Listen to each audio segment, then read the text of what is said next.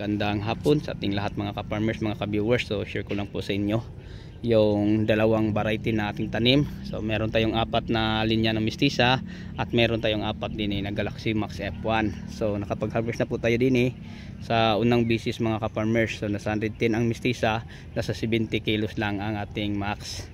So tingnan natin sa pangalawa kung sino ang may pinaka mataas na number o kilo. So sa tingin ko mga ka-farmers, si Galaxy Max ang unang tumaas kasi maaga tong namunga ng marami compare ni mistisa. Pero si Galaxy Max mga ka-farmers, share ko lang po sa inyo, madali lang siyang mamatay compare ni mistisa. Pero napakaganda ni Galaxy Max F1 sa maulan na panahon. Bakit?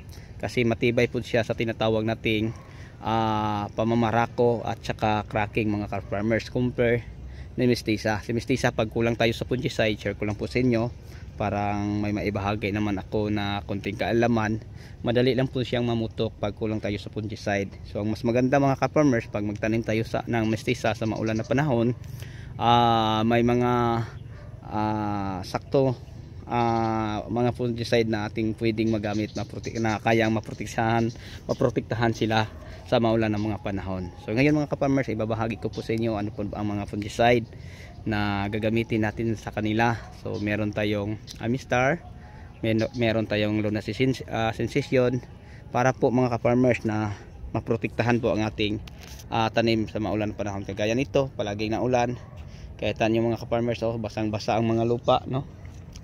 Kasi palagi din yung umulan mga ka-farmers. So ito ang ating Max, grabe ng bunga, sobrang dami na. Nakakatuwa ng mga ka-farmers ang ating Max compare ni mistisa. So mistisa naman, nagbunga naman siya, hindi kagaya ni Galaxy Max. Si Galaxy Max, magkatabi lang yung mga malit na bunga, kita nyo. Yan. Yan po mga ka-farmers. So sana po sa bidyong ito na naibahagi ko sa inyo ay nakakatulong po para makakuha kayo ng idea kung anong magandang variety na ating itatanim sa maulan na panahon kagaya ngayon, araw-araw umuulan, no? So ito po mga ka-farmers, si Galaxy Max F1. Pero sa tag-araw maganda si mistisa kasi kahit mga mangkusib lang mga ka-farmers, no? Or mga glyphos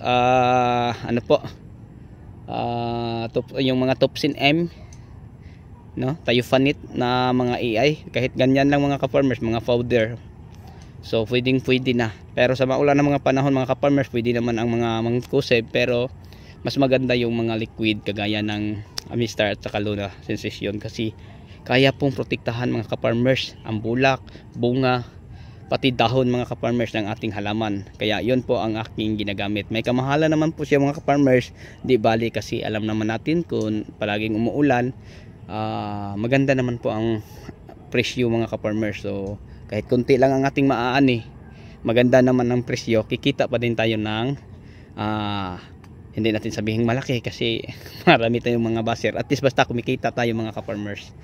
So yun lang po ang may share at may ibahagi ko po sa inyo. So bago tayo magtapos mga ka-farmers, may shout out po sa aking mga minamahal kong mga subscriber, no? Mga sharer at commentator. So sa inyong walang sawang pagsuporta mga ka-farmers, nandito pa rin ako, tumutuloy, nagpatuloy, no, sa bahagi ng kaalaman po sa pagpa-farming. So yun lang po mga ka-farmers, mga ka-viewers, ang may share at may ibahagi ko sa inyo sa hapong ito. Hanggang dito na lang siguro mga ka-farmers, mga ka-viewers. Maraming salamat po muli sa inyong lahat at sa walang sawang pagsuporta ninyo sa akin. So yan na po, no, ang may share at may update ko sa inyo sa hapong ito. Hanggang dito na lang mga ka-farmers, mga ka-viewers. Maraming salamat po. Bye bye.